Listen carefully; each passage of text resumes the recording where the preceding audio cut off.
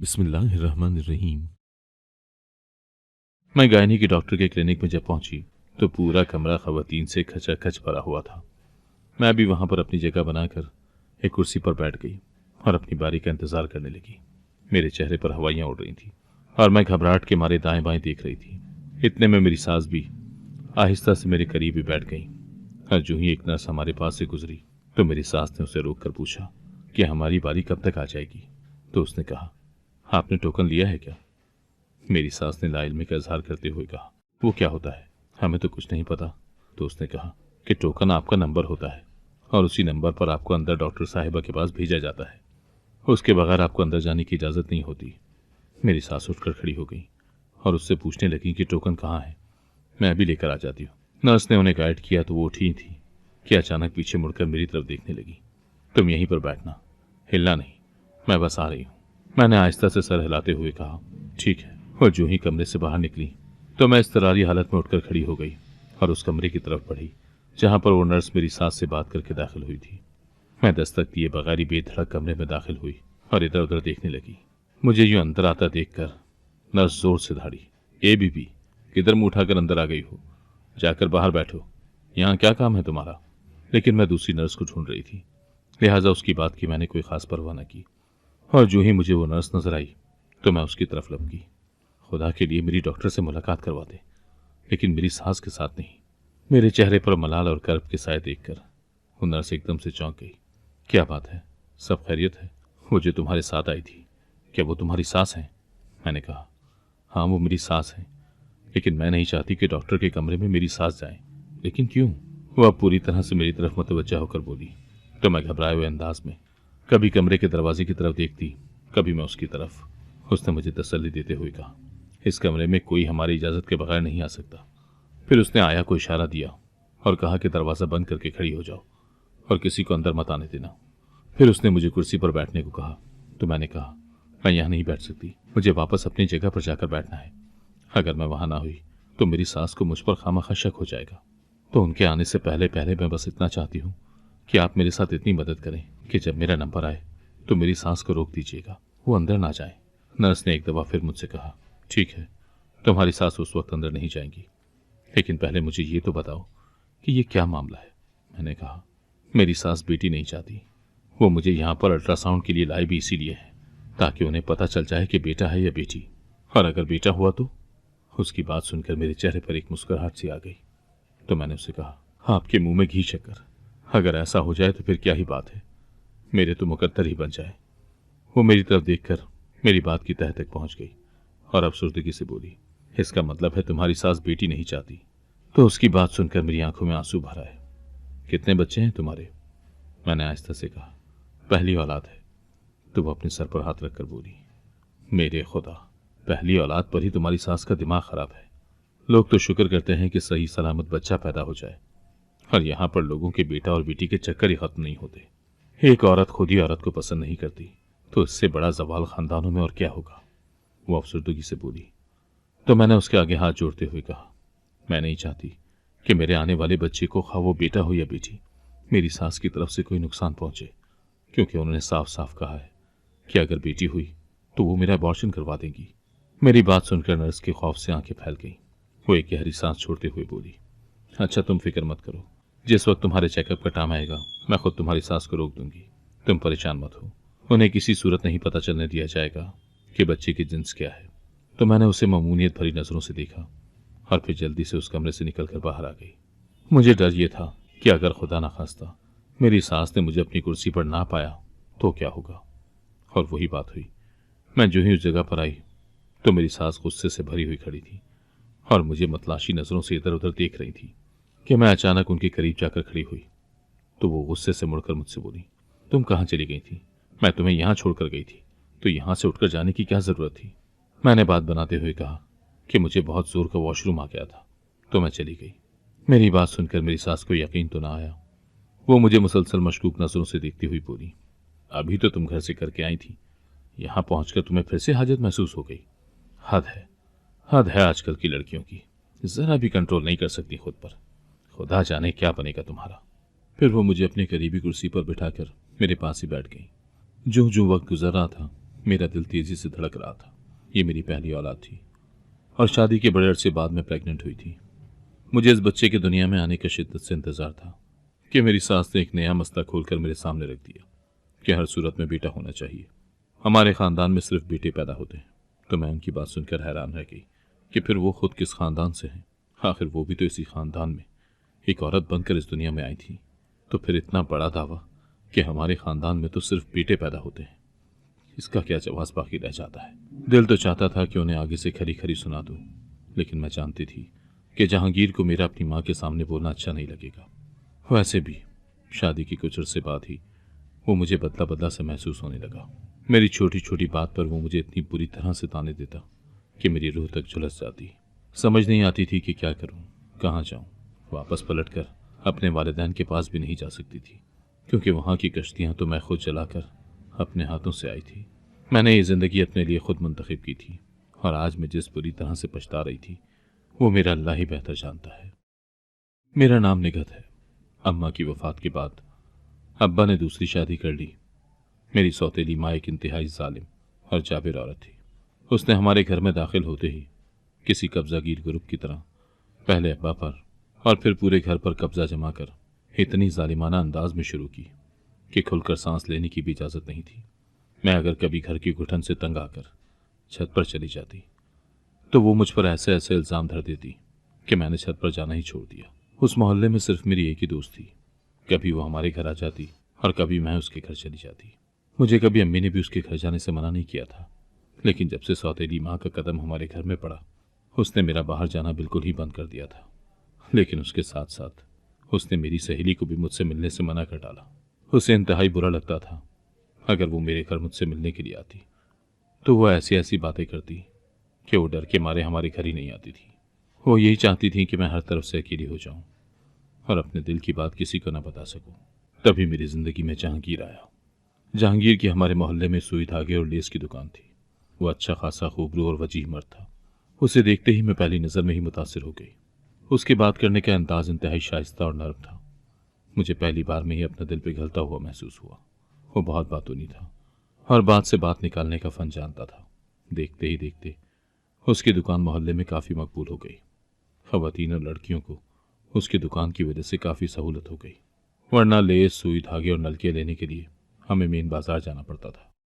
किराया अलग, लेस अलग महंगी लेकर घर आते तो दिल फिर भी मुतमईन न होता। अब यह था कि घर के पास ही दुकान खुलने और कीमत भी मुनासिब होने की वजह से यहाँ की ख़वातीन को बहुत सहूलत हो गई। इस मोहल्ले में ज़्यादातर ख़वातीन सिलाई कढ़ाई का काम करती थी। मुझे भी बचपन से ही कढ़ाई करने का बहुत शौक था। मैं अपनी कमीज़ों और दुपट्टों पर नित नए कढ़ाई के डिज़ाइन बनाकर या तो अपने दोस्तों को दे देती या फिर मैं खुद पहनती थी। ये एक वाहिद काम था जिसको करने की वजह से मेरा जहन मसरूफ़ रहता, वरना तो हमारे घर में कोई ख़ास काम काज नहीं होता था। हर वक्त की बेकारी ने मुझे बहुत परेशान करके रखा हुआ था। ऐसे में कढ़ाई के काम से वक्त कैसे गुजर जाता पता ही न चलता। घर का काम कोई इतना ख़ास होता नहीं था। वैसे भी हमारे एक कमरे का छोटा सा घर था जिसे मैं सुबह सवेरे ही उठकर साफ कर दिया करती थी। सौतेली अम्मी किचन में मुझे आने नहीं देती थी, इसीलिए किचन के कामों से तो मेरी जान ही छूट गई। वो हांडी रोटी खुद करती थी और सालन भी खुद ही मुझे अपने हाथ से डाल कर देती। मुझे इजाज़त नहीं होती थी कि मैं अपनी मर्जी से सालन हांडी से निकाल लूँ या अपनी मर्जी से तवे पर रोटी बना लूँ। वो जो रोटी बना कर देती थी वही मुझे खानी होती थी। जिस दिन उनका दिल करता वो रोटी जल्दी बना देती और जब उनका दिल ना करता तो मैं भूखी बैठी रहती। मैंने कई बार अब्बा से उनकी शिकायत भी की कि ये मुझे किचन में काम नहीं करने देती। मेरा अक्सर अम्मी की ज़िंदगी में भी जब कभी कोई मनपसंद चीज़ खाने का दिल करता तो मैं खुद बना लिया करती थी। लड़कियों की मनपसंद चीज़ें होती ही क्या है, ज़्यादातर चिप्स तल लिए या पकौड़े बना लिए या फिर चावल। तो मुझे अम्मी ने कभी भी इन चीज़ों को बनाने से मना नहीं किया, बल्कि वो बहुत खुश होती थी और मुझे कहती थी कि बाकी खाना भी बनाना सीखूं। लड़कियों को खाना बनाना आना चाहिए, ये एक लड़की का बुनियादी ज़ेवर होता है और यही उसकी डिग्री होती है। जो लड़कियां अच्छे से खाना बनाना जान लेती हैं उनकी ज़िंदगी बहुत खुशहाल गुजरती है। मेरे हाथ में तो वैसे भी बहुत जायका था। अम्मी मेरे बनाए हुए चावलों की बहुत तारीफ़ करती थी और अक्सर मुझे कहती थी कि सब्ज़ी दाल बनाने में भी इसी तरह से दिलचस्पी दिखाया करो जितनी दिलचस्पी से तुम चावल बनाती हो। तो मैं हंसकर उनको कहती कि चावल तो पसंद के हैं, इसीलिए अच्छे बनते हैं, सब्ज़ी दाल कौन खाए। तो अम्मी अक्सर मुझे इस बात पर टोक दिया करती और कहती कि नाशुक्री ना किया करो। अल्लाह ताला की हर चीज़ नेमत है, लिहाजा ऐसी बात न करो जिससे अल्लाह ताला की नाराज़गी आए। लेकिन उनकी डेथ के बाद मैं तो अपनी ज़बान के जायके के लिए ही तरस गई थी। सौतेली अम्मी खाना बहुत बुरा बनाती थी, इंतहाई फीका और बदमज़ा। खुदा जाने अब्बा उस खाने को कैसे खा लेते थे, हालांकि वो इंतहाई खुशखुराक इंसान थे। लेकिन अल्लाह जाने सौतेली अम्मी का क्या जादू उनके सर चढ़कर बोला कि उन्होंने कभी भी खाने में कोई नुक्स नहीं निकाला। मैं जो हर दूसरे दिन चावल शौक से बनाती थी, अब उसकी खुशबू को भी तरसने लगी। मैंने कई बार अब्बा से रोते हुए इस बात का गिला भी किया, लेकिन अब्बा एक कान से डालते और दूसरे से निकाल देते। वो भी क्या करते, वो तो खुद सुबह जाते तो शाम को आते। जब वो घर में दाखिल होते तो उस वक्त हम सोने की तैयारियां कर रहे होते थे। ऐसे में वो बदमज़गी से बचने के लिए घर के मामलात में कम ही मुदाखलत करते, और उनकी यही खामोशी मेरी सौतेली माँ को शय देने लगी और उसने मेरा जीना हराम कर दिया। मैं मैट्रिक के बाद मज़ीद पढ़ना चाहती थी, लेकिन यहाँ पर भी सौतेली अम्मी ने डंडी मारी और मुझे कॉलेज जाने से मना कर दिया। मैं बहुत रोई, तड़पी, अब्बा की बहुत मिन्नत समाजत की कि मुझे मज़ीद तालीम हासिल करने से ना रोका जाए। लेकिन अब्बा तो सौतेली अम्मी के हाथों कठपुतली बन चुके थे। वो जैसा कहती अब्बा वैसा ही करते। मुझे मज़ीद तालीम हासिल ना करने का जितना गम था वो मैं लफ्ज़ों में बयान नहीं कर सकती। ऐसे में मैंने अपना गम गलत करने के लिए सिलाई कढ़ाई शुरू कर ली और ख़ुद को उसमें मसरूफ़ रखने लगी। मेरे साथ की सहेलियाँ कॉलेज जा रही थीं और ये जानकर मेरा दिल गमों से चूर चूर होने लगा। काश अम्मी ज़िंदा होती तो आज मैं भी कॉलेज यूनिफॉर्म में किताबें हाथ में लेकर पढ़ने के लिए कॉलेज जाती। लेकिन कौन जानता था कि मैट्रिक में ही मेरे ऊपर ऐसी क़यामत टूटेगी कि मेरा सबसे बड़ा और वाहिद सहारा अम्मा की सूरत में जुदा हो जाएगा। मैं बाप के होते हुए भी धूप में खड़ी कर दी जाऊंगी। मेरा दिल अपने घर से बहुत अचाट हो गया था। दिल चाहता था कि यहाँ से भाग जाऊं, लेकिन समझ नहीं आती थी कि कहाँ जाऊं। मेरे मामू खाला जैसे रिश्ते भी नहीं थे, क्योंकि अम्मी इकलौती थी, गोया उनका मैका ना होने के बराबर था। तो ऐसे में तन्हाई का एहसास मेरे लिए दिन ब दिन बढ़ता ही चला जा रहा था। एक दिन जब कढ़ाई करते हुए मुझे धागों की ज़रूरत पड़ी तो मैं जहांगीर की दुकान में आई, और जहांगीर पर पहली निगाह पड़ते ही मुझे ऐसा लगा जैसे मेरे गम दूर होने का एक सबब हाथ आ गया हो। फिर मैं गाहे बगाहे कभी सुई तोड़ देती तो उसके बहाने उसकी दुकान पर आ जाती, तो कभी मैं धागों का बहाना करके जहांगीर की दुकान पर आने लगी। मैं काफ़ी खुशशक्ल थी। मेरी सहेलियाँ अक्सर मेरी खूबसूरती की तारीफ़ करती थी, इसीलिए मुझे अपने खूबसूरती के हथियार का अच्छे से इल्म था, जिसका मैंने बर वक्त इस्तेमाल उस वक्त किया जब बात करते करते मैंने अपना निकाब जहांगीर के सामने उतारा तो वो मेरा चेहरा देखकर काफ़ी देर तक बोल ही ना पाया और टिकटिकी बांधकर मुझे तकता चला गया। तो मुझे हंसी आ गई। मैं जानती थी कि मेरे हुस्न का जादू जहांगीर के सर पर सर चढ़कर बोल रहा है। वो भी मुझे देखते ही लट्टू हो गया है। औरत की आंख मर्द की बेकरारी को जान जाती है। मुझे भी पता चल गया था कि मैं जहांगीर को मुतासिर करने में काफ़ी हद तक कामयाब हो गई हूँ। मैं भी यही चाहती थी कि वो अपनी दुकान में सिर्फ मुझ पर तवज्जो दे और मेरी तरफ ही देखे। ऐसा करने में मैं कामयाब भी हो गई थी। यही वजह थी कि अगर दुकान में काफ़ी सारी लड़कियां होती तो वो सब कुछ छोड़कर पहले मेरे पास आता, लेकिन मुझे धागे या नलकियां जिस चीज़ की भी ज़रूरत होती वो सबसे आखिर में देता। वो चुपके चुपके बाकी लड़कियों और ख़वातीन को फारिग करता और कुनखियों से मेरी तरफ भी देखता चला जाता। बीच बीच में वो मुझसे बात करने के लिए मेरे करीब आता। हमारे दरमियान ख़वातीन के सामने ज़्यादातर बात तो नलकियों और लेसों के हवाले से होती थी, लेकिन जो ही दुकान खाली होती तो हम दोनों आपस में बहुत गहरी और पर्सनल बातें शुरू कर देते। जहांगीर ने मुझसे बातों ही बातों में पूछा था कि मेरी कहीं मंगनी वगैरह यह बात तो तय नहीं हुई। तो मैंने उससे कहा नहीं। तो वो बहुत खुश हुआ और उसने फ़ौरन कहा कि मैं कल ही अपनी अम्मी को तुम्हारे घर भेजूंगा। अब मुझसे मज़ीद इंतज़ार नहीं होता। मैं चाहता हूँ कि तुम बहुत जल्द दुल्हन बनकर मेरे घर आ जाओ। उसकी बात सुनकर मैं शर्मा गई। उसने मुझे अब एक छोटा सा मोबाइल भी लेकर दिया, जिसे मैं छुपाकर अपने गिरेबान में डाल कर रखती थी। और जो ही रात को अब्बा और सौतेली अम्मी सो जाते तो मैं चुपके से बाहर सहन में आकर जहांगीर को कॉल करती। पूरी पूरी रात हमारे दरमियान बातें चलती रहती। मुझे अब इंतज़ार था कि जहांगीर की माँ कब आएंगी और कब मेरा रिश्ता मांगेगी। तो वो दिन भी आ ही गया। जहांगीर की माँ हमारे घर आई तो मेरी सौतेली अम्मी ने उनकी बात मुकम्मल होने से पहले ही कह दिया कि हम तो इसका रिश्ता तय कर चुके हैं, लिहाजा आप यहाँ से फ़ौरन चली जाए। ये बात सुनकर तो मेरे पैरों तले से ज़मीन ही निकल गई कि भला उन्होंने मेरा रिश्ता मेरी मर्जी के खिलाफ कहाँ कर दिया। मैं हक्का बक्का होकर सोचने लगी, लेकिन उनके जाने के बाद जब वो अब्बा से बात कर रही थी तो मुझे पता चला कि उन्होंने जहांगीर की माँ के सामने बहाना किया है। मेरा कहीं पर भी उन्होंने रिश्ता तय नहीं किया था। बस जहांगीर की माँ को टालना था, सो उन्हें टाल दिया गया। मुझे ऐसा लगता था कि मेरी सौतेली अम्मी मेरी शादी नहीं करना चाहती, क्योंकि इससे पहले भी मेरे रिश्ते जब भी आए तो उन्होंने ऐसे ही इनकार कर डाला। लेकिन उस वक्त मुझे ये बात इतनी महसूस ना हुई। लेकिन अब तो मैं जहांगीर को दिलो जान से चाहती थी, लिहाजा सौतेली अम्मी का ये इनकार किसी तीर की तरह मेरे दिल में पेवस्त हो गया। फ़ोन पर जब मैंने जहांगीर से इस सिलसिले में बात की तो उसने कहा, अब हमारे पास सिर्फ एक ही रास्ता है कि हम भाग कर शादी कर लें। उसकी बात मेरे दिल को लगी और मैं ज़हनी तौर पर तैयार हो गई कि मुझे अब घर से भागना पड़ेगा। वैसे भी उस घर में मेरे लिए था ही क्या जिसके खातिर मैं अपना ये फैसला बदलती। अम्मी की डेथ के बाद तो अब्बा इतने बदल चुके थे कि उन्हें मैं कहीं भी इस घर में खड़ी नजर ना आती। वो तो अपनी बीवी की माला जपने में मसरूफ थे। बेटी के साथ क्या हो रहा है उन्हें इसकी परवाह भी नहीं थी, तो फिर मैं क्यों परवाह करती। लिहाजा ये सोचकर मैंने जहांगीर की हाँ में हाँ मिलाई और फिर उसके मुकर्रर करदा टाइम पर मैंने घर को खैराबाद कह दिया और उसके साथ निकलकर दूसरे शहर चली आई, जहां पर हमने उसके दोस्त के घर कुछ दिन क़याम किया। उसी घर में हमारा निकाह हुआ। मैंने निकाह होती अब्बू को फ़ोन करके बता दिया कि मैं निकाह कर चुकी हूँ। अब्बा तो कुछ ना बोले, लेकिन सौतेली अम्मी ने फ़ोन पर ही मुझे कह दिया कि अब तुम्हारा हमसे कोई ताल्लुक़ नहीं है, हम तुम्हारे लिए मर चुके हैं और तुम हमारे लिए, लिहाजा अब तुम्हारे साथ जो भी हो पलट कर इस घर में मत आना। मुझे भी उनकी बात सुनने का ना तो कोई शौक़ था और ना ही मैं वापसी के इरादे से यहाँ तक पहुँची थी। मैं बस जहांगीर को पाकर हवाओं में उड़ रही थी। वो दिन मेरी ज़िंदगी के यादगार दिन थे कि फिर हमारे पास पैसे ख़त्म होने लगे तो जहांगीर ने कहा मुझे अब वापस जाना होगा। लेकिन मैं बहुत बुरी तरह से डर रही थी, मगर जहांगीर ने मुझे इत्मीनान दिलाया कि तुम मेरे साथ हो तो फिर तुम्हें डरने की ज़रूरत नहीं है, तो मैं मुतमईन हो गई। लेकिन मेरा ये इत्मीनान आर्जी ही साबित हुआ। जब जहांगीर मुझे लेकर अपनी माँ के घर गया तो मुझे उस दिन एहसास हुआ कि हम लड़कियां शादी को जिस तरह एक फैंटेसी की तरह सोचती हैं वैसा हकीकत में कुछ नहीं होता।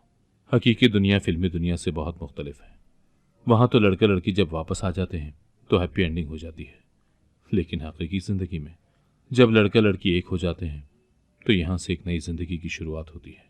अगर मुकद्दर अच्छे होंगे तो ये ज़िंदगी खुशगवार होती है, लेकिन अगर वक्त में स्याही हो तो फिर ये ज़िंदगी इंतहाई तकलीफ बन जाती है। और मेरी ये ज़िंदगी ससुराल में आने के बाद तल्ख तरीन बन गई थी। मेरी सास इंतहाई सख्त मिजाज औरत थी। सारा सारा दिन मैं घर का काम करती, लेकिन वो भूले मुंह भी मेरी तारीफ ना करती, बल्कि मेरे हर काम में इतने कीड़े निकालती कि मेरा बैठकर रोने को दिल करता। जहांगीर को अगर उनकी शिकायत लगाती तो वो भी उल्टा मुझ पर ही बिगड़ने लगता और कहता कि तुम खुद को बेहतर करो ताकि वो खफा ना हो। गोया उसे मेरी नाराज़गी या परेशानी का कोई एहसास नहीं था। जहांगीर वैसा नहीं रहा जैसा पहले था। वो इतना जल्दी बदलेगा ये तो मेरे वहम गुमान में भी ना था।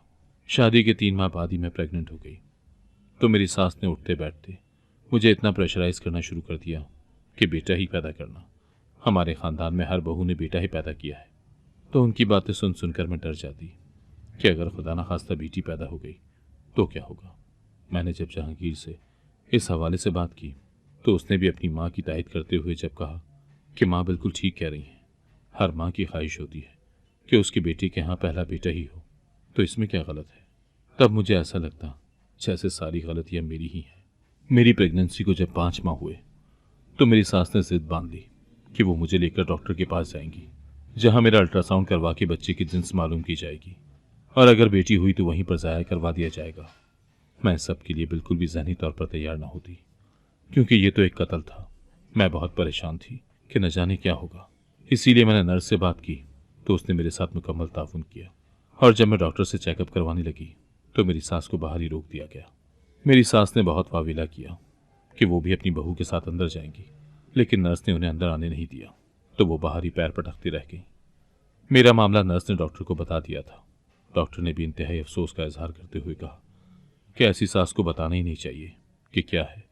अभी हम बात ही कर रहे थे कि मेरी सास धड़ल्ले से अंदर दाखिल हुई और उसने डॉक्टर से इंतहाई अजट अंदाज में पूछा कि इसका क्या है, बेटा या बेटी। तो डॉक्टर ने भी आगे से मेरी सास को खरी खरी सुना दी और कहा कि ये अल्लाह के कामों में मुदाखलत है, हमें नहीं पता कि बेटा है या बेटी, और आपकी बहू बहुत कमज़ोर है, इसका ख्याल रखा करें। तब मेरी सास मुंह बनाते हुए मुझे लेकर घर आ गई। मुझे अल्लाह ने बेटी दी, लेकिन मेरी सास और जहांगीर दोनों ही नाखुश दिखाई दिए। पहली बच्ची के बाद ही जल्द ही मेरी दूसरी बार प्रेगनेंसी हो गई। इस बार मुझे मेरी सास एक प्राइवेट क्लिनिक लेकर गई और उन्हें एक्स्ट्रा पैसे देकर जिन्स का पता करवाया तो मालूम हुआ कि मेरे वतन में 3 बेटियां हैं। मेरी सास को तो जैसे चुप ही लग गई। मेरे शौहर को जब पता चला तो वो भी मुझसे बेजार बेजार रहने लगा। मैंने खैर आफियत के साथ 3 सेहतमंद बेटियां पैदा की, लेकिन मुझे ऐसा लगता था कि मेरी इन चारों बेटियों के साथ साथ अब मेरी भी इस घर में और जहांगीर के दिल में कोई जगह नहीं बची। मेरी सास मेरी बेटियों को बोझ समझती थी और कहती थी कि उन्हें घर से निकाल दे, तो मैं दहल जाती। वक्त गुजरने के साथ साथ मेरी बेटियां बड़ी होती जा रही थी। एक दिन जहांगीर मेरी चारों बेटियों को घुमाने ले गया तो मैं खुश हो गई कि शुक्र है जहांगीर के दिल में भी अपनी बेटियों का ख्याल आया। मैंने उन्हें बेहतरीन कपड़े पहनाए और उन्हें अपने बाप के साथ भेज दिया। लेकिन जहांगीर जब अकेला वापस आया तो मैं दिल पकड़ कर खड़ी हो गई। तो वो रोने लगा कि वो चारों बच्चियां गहरी खाई में जा गिरी। मैं जानती थी कि वो झूठ कह रहा है। मैंने उसका गिरेबान पकड़ा कि खुदा के लिए तुमने बच्चियों को जहां पर भी बेचा है या अगर किसी को दे भी दिया है तो मुझे बता दो, मैं उन्हें लेकर तुम्हारी दुनिया से निकल जाऊंगी। लेकिन वो यही कहता रहा कि बच्चियां मर गई हैं। खुदा जाने इसमें क्या हकीकत थी या कितना फसाना था, लेकिन मैं तो बेटियों के गम में पागल हो गई और कई बार नंगे सर और पैर घर से बाहर निकल जाती और उन्हें ढूंढने लगती। तो ऐसे में जहांगीर ने मुझे पागलखाने भेज दिया। वहां के डॉक्टर को मैंने बताया कि मैं पागल नहीं हूं, मुझे मेरी बेटियों के गम ने पागल कर दिया है। वहां की डॉक्टर बहुत अच्छी थी, उसने मुझे अपने पास ही रख लिया और साथ साथ मेरा इलाज भी करती रही। वक्त गुजरने के साथ साथ मेरा दिल जरा संभला तो मैंने डॉक्टर साहिबा के कहने पर दोबारा से अपनी तालीम शुरू कर दी। मेरी तालीम का खर्चा डॉक्टर साहिबा ने खुद उठाया और बिलाखिर मैं CSS करके पुलिस के महकमे में आ गई। उस ओहदे की ताकत और रोब ने मेरे दिल में बदले की चिंगारी को उभारा तो मैंने सोचा कि मुझे अपनी चारों बेटियों का बदला अपने खावन से जरूर लेना चाहिए, क्योंकि मेरे दिल को करार नहीं था और मैं जानती थी कि मेरे खावन ने ही मेरी बेटियों को कत्ल किया है। लेकिन जाहिर है मेरे पास कोई सबूत नहीं है और यही मेरे लिए बदकिस्मती की बात थी। एक दिन जब मुझसे सब्र न हुआ तो मैं अपने शौहर के घर गई। घर के अंदर दाखिल होते ही मेरा तो दिल बंद होने लगा, क्योंकि वहां पर मेरे शौहर की चारों बीवियां बे औलाद थी और पागल थी, जिन्हें जहांगीर ने जंजीर से बांध कर रखा हुआ था। दूसरी तरफ जहांगीर की वालिदा पर नजर गई तो वो खातून जो कभी अपनी ताकत के नशे में चूर चूर थी, हाथ चारपाई पर अपनी उंगली तक हिला नहीं सकती थी। उसके पूरे जिस्म पर फालिज का हमला हुआ था। मैं वहीं सहन के बीचों बीच खड़ी इस घर पर टूटने वाली कयामत को अपनी आंखों से देख रही थी कि अचानक दरवाजा खुला और उस दरवाजे में से झुकी हुई कमर के साथ सफेद बालों वाला एक शख्स अंदर दाखिल हुआ, जिसके दोनों हाथ मुड़े हुए थे। पहली नजर में मैं उसे पहचान न पाई, सिर्फ आंखें थी जिन पर मैं कभी मर मिटी थी। वो जहांगीर ही था। मुझ पर उसकी नजर जो ही पड़ी तो वो रोने लगा और अपने दोनों हाथ मेरी तरफ जोड़कर बोलना चाहा, लेकिन उसके चेहरे का लकवा उसे इजाजत नहीं दे रहा था। मेरी बेटियों को मारने वाले का इतना बदतरीन अंजाम देखकर मेरे दिल के अंदर बदला लेने की आग सर्द पड़ गई। जब मेरे अल्लाह ने उन्हें इबरत का निशान बना ही डाला तो मैं कौन होती थी कि उनसे बदला लेती। मैं फौरन चुपचाप उस घर से बाहर निकल आई और इस्तगफार पढ़ने लगी।